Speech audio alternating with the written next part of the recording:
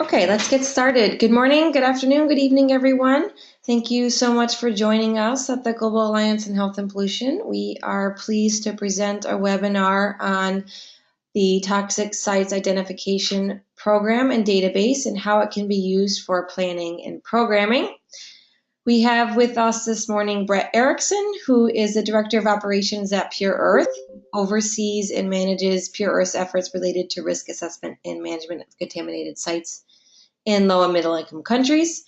He has plenty of experience working in more than 30 countries on environmental remediation projects related from heavy metals to pesticides. He's a author on many peer-reviewed journal articles related to contaminated sites, health risks, and pollution. And he's also a candidate for a PhD in environmental sciences from Macquarie University in Sydney, Australia. Bret, I would love to turn it over to you and welcome. Thanks for being here. Thanks, Rachel. So good morning, everybody. Good afternoon, good evening. So as Rachel said, my name is Bret Ericson. I'll talk for just about 20 to 25 minutes. And while it looks like most of the folks who have called in at the moment are sort of familiar with the program, I should say I'm sort of gearing this presentation for a broader, sort of more general audience. I'll start. The goal of the presentation is to go through the TSIP database. The reason we're doing this is in August of this year, we'll launch a new version of the database, which is intended to be more user-friendly and more amenable to research and other uses. So this is sort of an early sort of preview of the database, and we're still sort of finalizing it. If you have questions, I'd ask that you hold them to the end, just because we are recording it and we're going to share this video. And then, and if you have your microphone on, I'd ask that you mute it. So I'll give you a brief introduction of the TSIP program, what we do, what we've been doing it for about 10 years. So I'll sort of summarize that, and then I'll go into the database. Right, so first and foremost, this program has been supported by the European Commission for on and off for 10 years. They've sort of been the major supporter and donor behind the program. More recently, USAID has begun supporting the program with a significant amount of support. And DFID, through the World Bank's Pollution Management and Environmental Health program, has also been supporting the program. ADB, Alcoa have supported in the past. Green Cross continues to support it. And I should say that for many of the years that we've been doing this, UNIDO has been the implementing agency, and we've been executing it. So the TSIP, Toxic Sites Identification Program, it's an international effort to identify and assess contaminated land. We're looking exclusively in low and middle income countries, and we're also looking exclusively at industrially contaminated land. So we're not looking at microbial contamination, for instance. So the well-known problem of uncontrolled sewage, we're simply not looking at that. The purpose of our effort is to identify and prioritize the most severe sites. And when we say most severe, we're really talking about human health risk. I'll talk more about how we do that. We have a special protocol, the initial site screening. I'll talk about that. And we've been doing this since 2008. The protocol that we use is called the ISS. We use a lot of acronyms, like any good international organization. So the initial site screening is carried out over just about a day, sometimes 2 days. We collect samples. We have a specific sampling protocol I'll go through. About 5 to 10 samples per site. We take a site history, so we interview a range of stakeholders. We talk to community members, we talk to community leaders, relevant government officials, local scientists. We take photographs, at least 5, but typically about 10 photographs of the site, the population exposed, what the community's like, different big exposure pathways. The protocol is designed to be affordable. A typical US EPA phase 2 assessment, which is sort of a detailed assessment, which is perhaps the most analogous protocol to this one, is maybe $100,000 at a reasonably sized site.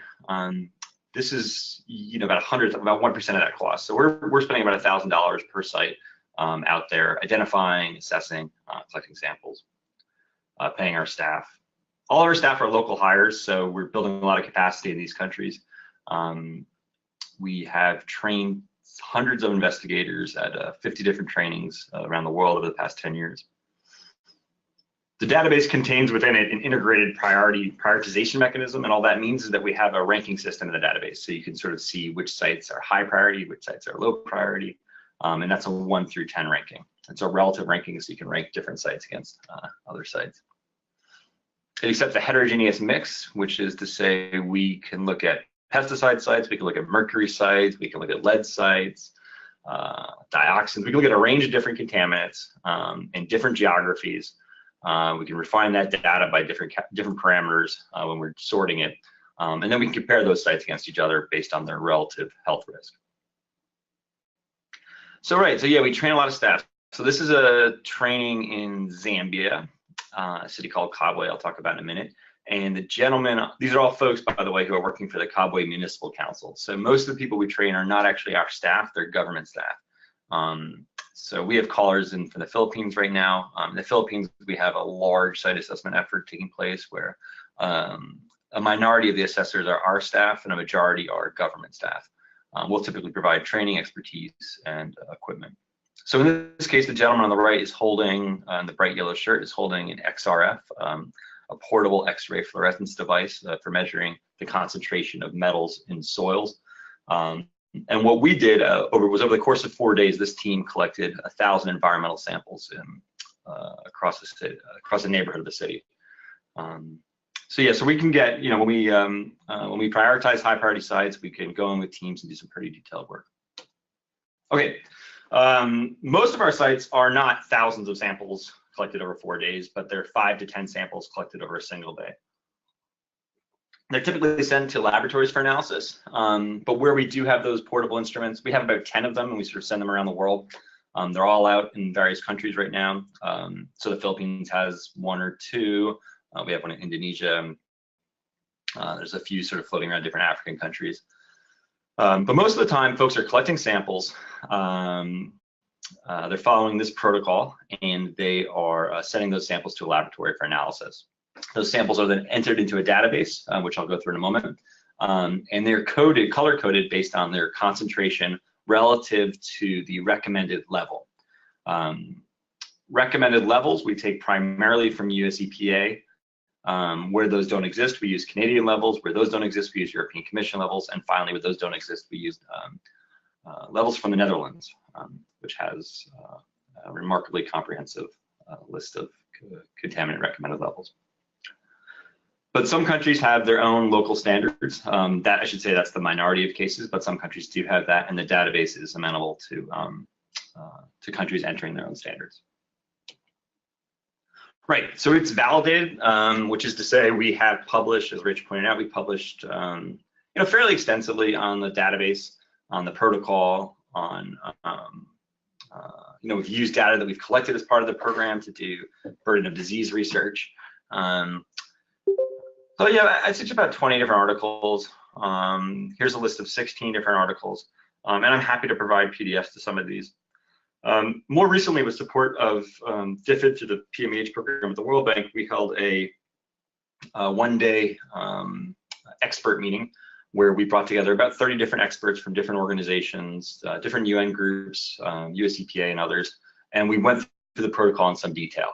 And we made some substantial changes, refining it here and there, and just generally making it much more robust. Although very, keeping in mind to keep it simple enough where it is, it can be used by folks who may not necessarily be experts. We want to keep the cost low, and we're aware that the capacity varies from country to country. Yeah. Oh, also as part of that process, we interviewed just over 300 experts, many of whom use the database on a regular basis. We surveyed them, excuse me, and interviewed a handful of them to improve what we were doing. So yeah, so the program's just about 10 years old. And yeah, we started in January 2008, really. And you can see that the blue dots represent the sites that we've actually gone and visited and taken samples. So you can see that it's grown significantly over time. This is kind of what it looks like today, but to be honest, this slide is 3 years old. So there's in the intervening years, we've assessed about 400 different sites, many of which are in South Asia, so sort of northeastern India, Bangladesh, and this country of Colombia has about 40 additional sites that are not listed here. But generally speaking, this is sort of how it looks. Gives you an idea of coverage. So we have huge gaps in parts in Northern Africa, Central Africa, Southern Africa. I mean, most of Africa is sort of, we've looked at a handful of countries. The Middle East is completely untouched by the program. And as you can see, it's entirely concentrated in low and middle income countries. So to give you a sense of the kind of sites we're looking at, we do look at large-scale industrial sites. So large-scale industrial mining and smelting operations, for instance, industrial estates. So you might have a range of different polluting industries in a single estate, or potentially polluting industries in a single estate. But the truth is that the majority, because we're focusing on human health risk, the majority of sites that we look at are informal industrial sites. And the reason being is that these are often co-located with residential areas. So the gentleman on the left, for instance, following the Minamata Convention, the price of mercury has gone up. There's been an explosion of informal mercury processing. So the gentleman on the top left is using a pretty rudimentary technique. He is taking mercury sulfide rock. He's getting it very hot. He's capturing the mercury vapors that are released on a fume hood, and you can see he's tapping that into the buckets and selling the mercury into the informal sector. That's in Indonesia. On the other side of that tarpaulin is a residential area. The mercury in that soil, we found 10% mercury in that soil. Top right is the gentleman processing car batteries in Bangladesh. I'll talk about that in some detail in a moment. Bottom left, organophosphate pesticides in Somaliland, and bottom right is quote unquote e-waste in Ghana. So you can see there's a big range of different kinds of sites we're looking at, and ranking them across different parameters. Right, so without further ado, we'll take a look at the new database. It is located at tsiddatabase.org. It's currently in beta testing, which means it's got a few bugs that we're ironing out. It's being piloted in one country, in Tanzania, and we anticipate releasing it sort of globally in August 2018. At that point, we'll bring in all of our data from our existing database into this database, and it'll go live. The public will have access to this database. We'll request that you fill out a form. We're still sort of sorting out how and if we will restrict access. So we might, it's common for public databases like this to be accessed exclusively by academic institutions, for instance. So we're sort of sorting that out now. But the key thing here is that this link will be live sort of mid-August 2018. Right. So let's go into the database and have a look. So this is the splash page. We just looked at this, and I'll just log in.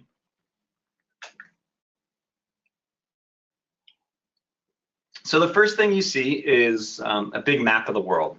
And these orange circles, the number inside the orange circle represents the number of sites in that region.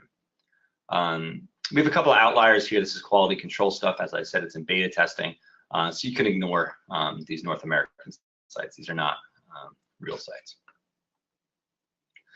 On the top left here, we have a search menu. So if I were looking for Kabwe, this that we were just looking at, I could type in Kabwe, it would bring that up, and then I could go straight to that site. We have a range of other options here. We can download at any point all of the data we're looking at as a CSV file. And then we can refine data. So I click on filter sites. I can go to country name here. I can type in BG, and you can see Bangladesh, it populates automatically. So it sort of matches the text with whatever you're looking for. I'll type Bangladesh. You'll see it'll only bring up sites in Bangladesh. And I'll zoom into Bangladesh. Right. There you go. Let's say I was only looking for lead sites. I could type in lead. go back actually. I'll quickly point out these different colored triangles. So the blue triangles are lead sites, the pink triangles are arsenic sites. And just a side note, because it's Bangladesh, you might be thinking arsenic, widespread arsenic contamination, a well-known issue in groundwater. Just to know, we're only looking at industrially contaminated sites. So this would be industrially occurring arsenic. So that's why the small number of arsenic sites. So you can imagine you are working at the Department of Environment in Bangladesh. You open up the database, you can sort of quickly see where the sites are. If you roll over it, you get the name, and clicking on these will open up the site entry. So we'll look just at lead sites for the moment. Look at the blacksmith index. This is that ranking I was referring to earlier. So higher ranked sites are higher priorities. So you can see I'm looking here only at the 7 through 10 sites. If I were looking for lower priority sites, I could bring this bar down here and you can see that there's more. ISS completed, these are the sites that we've actually visited. In Bangladesh, this is most of the sites. So if I click yes, you'll see only a few disappear. While if I click no, only a few stay behind. A few other options here that I won't go into. Well, site industry, this is interesting, right? So we can choose by a range of different industries. So now that I have all of my lead sites, I can click download CSV. Yeah. And then I can open up that file. I'll just quickly adjust the appearance.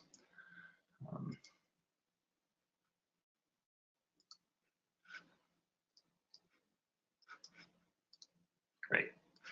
And now you can sort of see these are all of the sites these are all the sites where we found a lead sample in Bangladesh. So there's 147 different sites. Going through just a couple of fields here, we have the site number. Each site gets its own unique ID, the site name, the last update, and you can change the format of this to be the date, of course. The country, scrolling over to the right here, we have latitude and longitude. We have the industry, a couple of other fields from the database, which I won't go into, and just keeping that one selected. So it looks like they found arsenic at this site, and they found it at a level of 1,833. The recommended level for the medium was 12. The medium's not listed here. Let's say it's soil. It certainly is soil. 12 is the recommended level for arsenic in soil. When we're in the database, we could see the sample medium. It looks like they found lead at 14,000 parts per million when the recommended level is 400. So these are some pretty high levels. And you could, imagine very easily sort of using this for research, right? So you could say how many samples were collected at lead contaminated sites or arsenic contaminated sites in Bangladesh?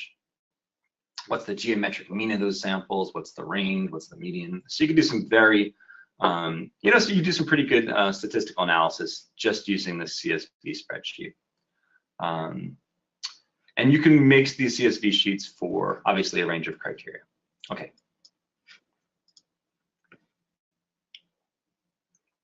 So we're back in the database. And what I'll do here is I'll clear all of my filters by clicking clear all. And I'll bring up my list of the world again. Looking at the site, the map of all of the sites in the database. And just a different way to sort of sort the data, we can click here on, for instance, we can click on this 1262. It'll bring us into the 1,262 sites in South Asia. We'll then zoom on this 486, and that'll bring us into the Bangladesh area of the map. I'll then just sort of manually scroll in. You can see these sites just begin to appear. Again, as I roll over the names, the various sites,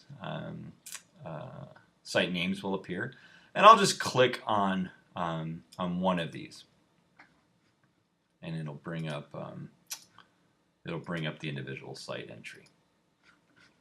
So here we are. So you can see very quickly, as soon as you open the site, on the left-hand side, the site is broken up very clearly between these 6 different parts or sections. You have the investigator's name here, so this is the individual who visited the site. And then up here we have the edit, the new snapshot, or the delete site option. If we click the edit option, we get edit permission to the site. So most users will not have edit permission. However, some will. And in order to edit the fields in the site, so if I wanted to change the name, I could do that now. If I were not in edit mode, I could not. We'll stop editing just for a moment. Another option here is a new snapshot. So one of the comments of the reviewers that we received was about the age of sites. So we have these older sites in the database which might require updating. So the site may have changed. So we visited these sites, 2009, 2008, 2010, and we want to know what is the condition of the site today and how has it changed. We can start a new snapshot. In the database, these are all linked to the same site entry, but the data can be totally different. And what that will allow users to do is sort of scroll through the site over time. So just sort of scrolling down here, I'll click on Edit again so I can show off some of the features of the database. The first thing you'll see is that this site needs more info. Sites are approved. They are approved with limited data, ready for approval. So they have various sort of approval ratings. And this one is on the lower end of the spectrum. So this is a site that needs more info. Once the investigator enters more information, he or she will then click ready for approval. It will then go through a series of approvals working its way up. Here we have the site name. So this is a ULAB, that's a used lead acid battery smelting facility in, looks like a section of Dhaka. It's in Bangladesh. The site was visited on November 1st of 2016. And here's a map showing the location of the site. So let's say that the investigator entered the coordinates wrong, and he or she knows that the site is actually over here. He or she could click Edit, pick up this pin and drop it over here, and you can see that the latitude and the longitude on the bottom there change accordingly. So there's sort of some features here to allow the user to interact with the map. We'll stop editing. The next map brings up these samples at the site. So you can see that they're color-coded. The lighter colors being the lower concentrations. If we click on this, it'll tell us that the investigator identified a population at risk here of 20 people from a sample of 431. We can scroll down and get the units. I know this is parts per million or milligrams per kilogram. Here we also have a low sample, 22, another 518 here, and you can see the concentrations are generally lower. As they get higher, the colors begin to change. So this is an 860. Here we have a 944, and then up top here it looks like we have a really high concentration, 9,000. So it gives you an idea of how contamination might have spread through the community. Looks like some agricultural plots up here, some residential houses down here. And you could sort of count these homes to come up with an estimate of the number of people potentially at risk from the site. The individual sample information is entered down here. As I said, it's milligrams per kilogram, 860. This is a composite sample. We have different sampling methods to keep the cost low. A composite sample is basically the investigator will grab an equal portion of soil from here, here, here, here, here, all over this area, combine it into one heterogeneous mixture, and have that mixture analyzed. That will then give us a reasonable sense of risk for that given area. And you can see this investigator took a fair amount of samples. So at each of these, the latitude and longitude is entered on the map. So presumably, if we scrolled out here, we would see more samples. I could be wrong. Yeah, it looks like I'm wrong. We have this option to upload bulk data. It's we call it XRF here, but basically what this means is that we could upload hundreds of sampling locations.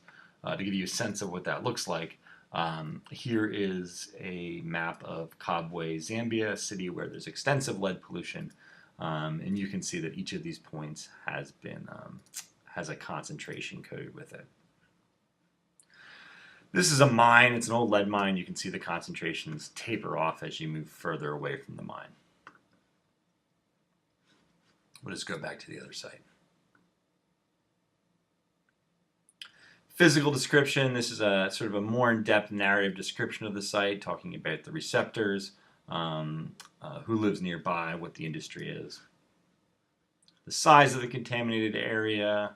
Was there a strong smell? Apparently there was.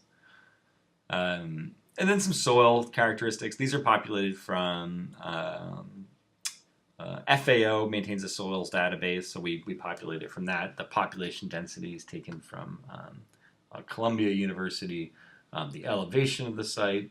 But this is useful information here for reviewers. So we can say that the clay is about a third clay, about a third silt, and about a third sand.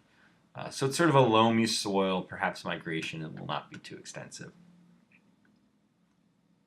Another way of looking at the population at risk. So on site, this person estimates that 15 people live right on top of the contamination. Within 50 meters, there's an additional 10. Within 100, 200. Within 500 meters, there's about 2,000 people living there.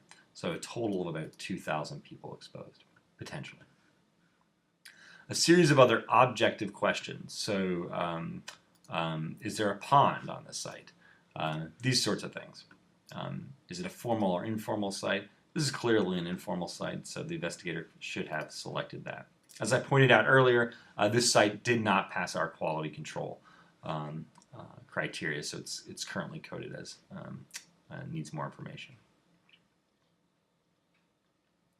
Series of other objective questions that I will not go through. We collect site stakeholder information. Down here is sort of interesting, so you can see, we can click here, and here are some children playing on the site. Right? So we get a brief description, and then we get the picture. Investigator taking interview of local resident. Agricultural land near Sector 3. Workers separating batteries. So it goes on and on like that. We'll just quickly look at the lab report here. So we can download the lab report, and we'll open that up. So here is an Excel file listing. Looks like the individual took 7 different sample locations, a lot from agricultural soil, industrial soil, composite samples, one target sample. And then these were analyzed for, it looks like these were probably shot with an XRF, which looks for a bunch of different metals. But you get 30 or 40 different metal level detections here. And the investigator looks like he or she coded the lead here to give you the lead concentrations, the arsenic here, and looks like the cadmium concentrations are here. So this data is just stored as an attachment. Other attachments, so here we have a video. I'll begin downloading it. It says 3 seconds left, 2 seconds left. Okay. Then we'll open that, and we'll just watch this video quickly. So this gentleman is, like we saw, this is a ULab site, so he is he's taking out these cartridges. These are they're lead acid battery cartridges. So these are lead plates with plastic sheets sitting in an acid bath. He's dividing them here, or these two gentlemen are dividing them. You can see he's removing the plastic sheet as this gentleman removes the cartridges. I'll just fast forward here. This is the smelter, and this is how 50% of the lead in the world is recycled. It's essentially it is a hole in the ground. This is filled with some sort of carbon source, primarily charcoal. The lead plates are laid on top of this. The charcoal is lit on fire. Tremendous amounts of particulate matter are then spread around the area. And these workers bring this stuff home on their clothes as well.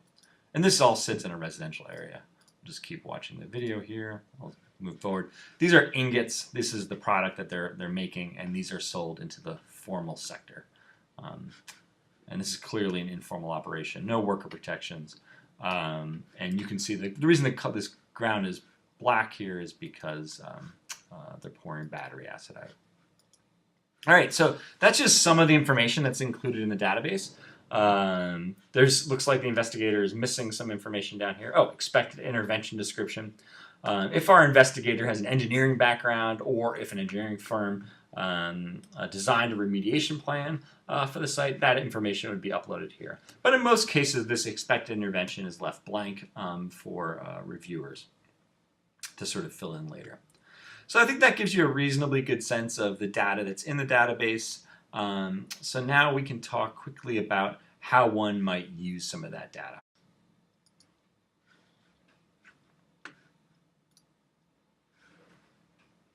Okay, so here we are back in our presentation. So one of the projects we're working on now is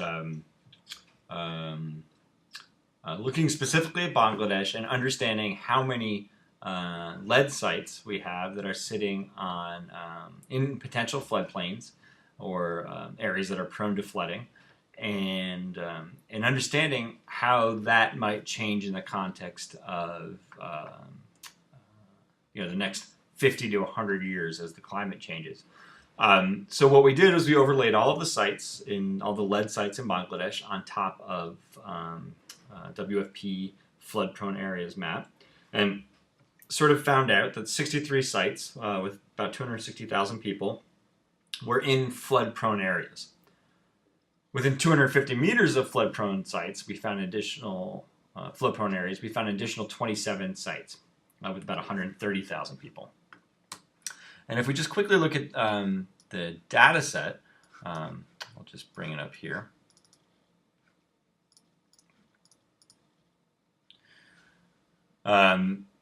Here's some basic site information. So this is the same stuff we saw earlier from the database, basic characteristics of the site. But then over here on the far right, what we've done is we've merged it with flood-prone areas. Here we have a site. You can see this is within 1 meter of a flood-prone area, 19 meters of a flood-prone area. And then if we scroll all the way to the bottom, of course, we have sites that are 8 kilometers from a flood-prone area. But again, this is just another way you could sort of access the data and use it for research. Other research projects we're working on, looking at IPC, getting the context of climate change, looking at IPC climate projection models, understanding how changes in the climate will change exposure at some sites. So some contaminants, soil-bound contaminants, are going to be more amenable to increased exposure resulting from higher levels of dust. So as the world gets hotter, drier in some areas, there's going to be more dust. There's going to be higher levels of exposure. So that will result in both more people exposed and acuter levels of exposure. So understanding how that impacts the disease burden from contamination. We're also working with UNEP and the ChemObs effort in Africa. So looking at how we can look at some of the data that we've collected, use it jointly with health data from collected from departments of health, or other kinds of data, so trade data, economic data, and understanding the sort of the interactions between these various data sets. What's really useful here is the database has built into it a series of features which allow easy data mining for a range of data services. So while our database is certainly very useful, or we hope that it's very useful, the data itself can be mined and used in other platforms fairly easily. We've done a lot of research here at Pure Earth using the data that's contained in here, but part of the goal of making redoing the protocol and the interface is to make it more amenable to research by other users. So So I think that's it, and thank you very much for your patience and time. Okay, I'm happy to take questions.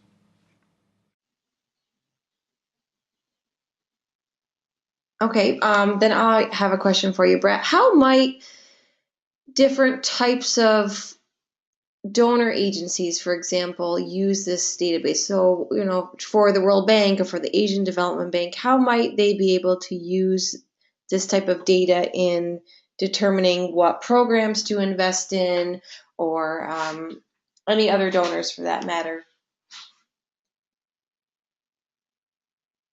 Since we Sorry, I was muted. Yeah, I think that's a great question, Rachel. Well, I think that, so looking at DACA for a moment, I should say the World Bank, when they do their country environmental assessments, they're currently using the TCIP, this data set that we're looking at right now, to understand lead exposure in DACA. So yeah, we can quickly, I should say that before the TCIP program, the Department of Environment did not have extensive knowledge of lead contamination in Bangladesh. I think they were, in general, there was some surprise at the how extensive the issue was. If we look at lead, we could say that we can see clear associations between lead exposure, IQ decrement, cardiovascular disease, economic output, and a series of other outcomes. So donors, if they were looking at, say, if donors were interested in chronic diseases, cardiovascular disease, non-communicable diseases, they could zero in on a particular contaminant. Another thing, basically you could easily overlay this with, we could say there are X amount of hectares of contaminated land in a given country. We could say that a certain amount of those hectares are within a high density commercial area. And we could do an estimate of the value of converting those brownfields into a usable resource. There's a range of applications that relate to both economics and health.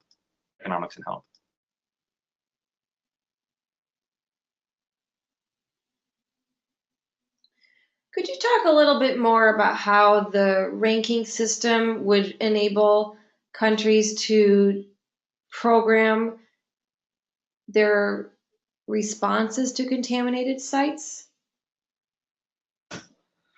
Yeah, so we've looked a lot at this. There's a lot of, there's a range of different options for prioritizing an intervention. In reality, most environmental interventions are prioritized based on available funding. So it's typically will be aligned with some sort of convention. So under Stockholm, for instance, we have a lot of fundings become available for dealing with persistent organic pollutants. So under the auspices of Stockholm, funding has become available for organochlorine pesticides, for instance. So one could easily look at the database, identify those organochlorine stockpiles, and then using the database and the Blacksmith Index, rank those stockpiles based on their presumed health risk. So if you have, for instance, 300 tons of DDT sitting next to a school in Dhaka, that may get a higher priority than 500 tons of DDT sitting out in the middle of the countryside, away from populations. This is sort of the first international database of its kind, looking at a range of contaminants and prioritizing them based on health risk. So other databases, other ways of sorting data might be based on, like I say, tonnage or condition of the storage containers, but ours is looking primarily at health risk. So if you were a donor, if you were a country government, you might use it for that purpose. If you are a country government, you have resources available for a particular district, you could zoom in on that district and see if there's sites available for remediation. Yeah. Okay, great. And there's two more questions. One which came from the audience on what are the criteria to be a database's contributor as a researcher or organization? And the other question I have is related to what percentage of sites do you think we're capturing in this database? So with regard to the first question, quality control, as you can imagine, as anyone can imagine, quality control is pretty important. So we go through, sites are entered by trained investigators, and those sites go through a series of measures. So they're reviewed by their senior staff in country. Then they come to New York. We review them here with staff here in New York, and then senior staff in New York ultimately approve them. So there's about 3 or 4 different stages of approval. But the first piece and the most important piece about quality control is that we do this 2-day training where we go through toxicology, fate and transport of chemicals in the environment, and then we actually take investigators out to the field. We look at a site and we do an ISS. That's sort of key, and that gets ahead of a lot of the issues we've encountered. As we adjust the training around certain issues, we find that those issues sort of taper off in the site assessments. So yeah, we're not, we don't envision sort of opening it up, so to speak. For someone to have the ability to access the database, he or she would have had to attend a training. We're considering sort of doing an online option so that folks can complete a series of modules, become trained up in site assessment, and then be able to enter sites in the database, receiving some sort of certification. But the majority of users, we sort of envision this. We're sitting on a lot of data here, a huge amount of data. We're primarily the ones using it for research, so we sort of envision opening this up as a real research tool for the broader community. With regard to the second question, the percentage of sites. So US EPA, for instance, did the short answer is how you define a site, but US EPA, for instance, did an estimate of the number of contaminated sites in the US, and the US only, that would require remediation at some point. That was done maybe 10 or 15 years ago. And they found that 100 to 300,000 sites in the US alone would ultimately require remediation. So that gives you, we have about 3,000 in our database for the entire world. So in terms of ultimately requiring remediation to sort of restore ecological balance, the number, we're capturing a fraction of a fraction of a fraction. If we're looking at high priority sites where human health is at risk, we did an analysis of our database in Ghana. We randomly and comprehensively assessed a series of quadrats around the country of Ghana. We published a paper on this, and then we did an extrapolation to come up with, how many sites are we identifying in Ghana? And we found that we were identifying anywhere from 10 to 15% of the sites. And we think Ghana was a pretty, it's a country where we've done a lot of work. I suspect that number would be, it's probably on par with the number of sites we're getting in India. So we currently have about 400 sites in India. I suspect there's probably 10 times that amount around India where human health is acutely at risk. In other countries, I suspect it's a lot less. So we just started in Jamaica, for instance. So I think our capture rate is much lower. Okay. So it really does vary. That's great, Bret. Thank you so much. Do we have any other questions from anyone in the audience?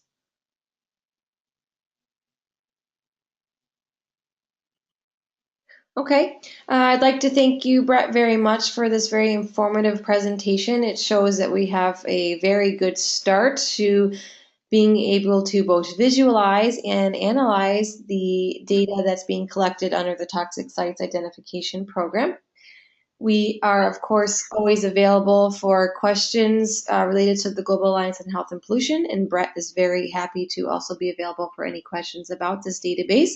As he mentioned, it's going to be officially launched later this year, hopefully in August, and we look forward to rolling that out and to keep moving forward with the good work to identify contaminated sites and health risks.